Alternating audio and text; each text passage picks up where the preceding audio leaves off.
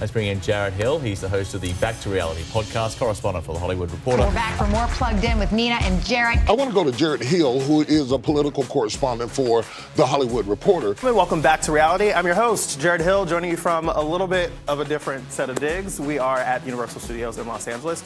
You discovered some incredible footage that we've never seen before that changes the entire narrative of the Mike Brown case. So you probably heard over the weekend that a 15-year-old black boy in Texas was shot and killed by a police officer.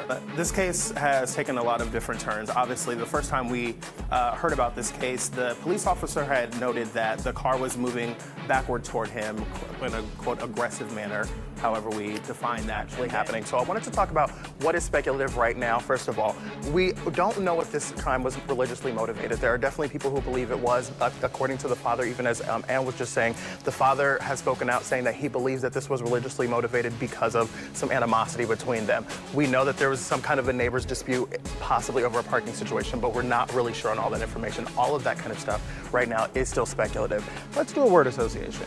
When you think of juvenile detention centers, you probably think of ugly gray buildings, high fences with barbed wire, and a generally rough environment.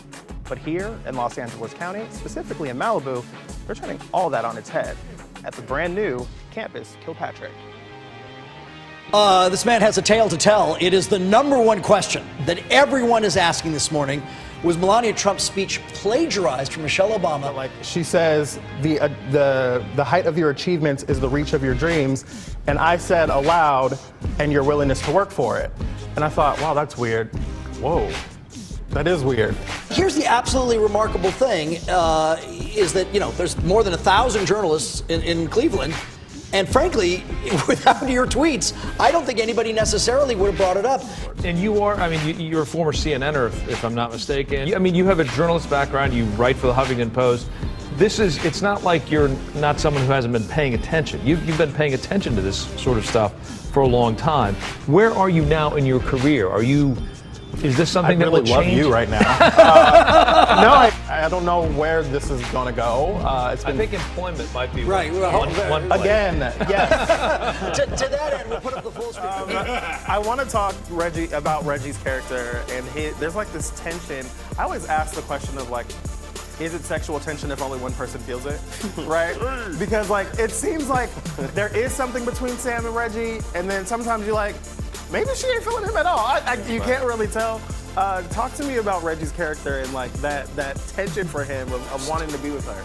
Yeah, I mean, what episode was that? 106? It's all It's like it's the series called Dear White People. Yeah. Finally, Jason, tell people where they can find out more about you and what you're doing. From the politics at the root, I write pop culture and politics from the homoerotic themes of Lego Batman. See, I'm gonna send it to you. I need you to unpack that for me in 10 seconds. Okay, that movie was actually a love story about the Joker and Batman. It really was. Am I gonna have to go see He's gonna have to go see Lego Batman. At Universal Studios in Los Angeles. From Eugene, Oregon. In Malibu, I'm Jarrett Hill. You have been such a great team, but we gotta go. Oh, okay. So we'll do this. Thanks to both of you. Thanks to both of you. Thanks to you for being with us.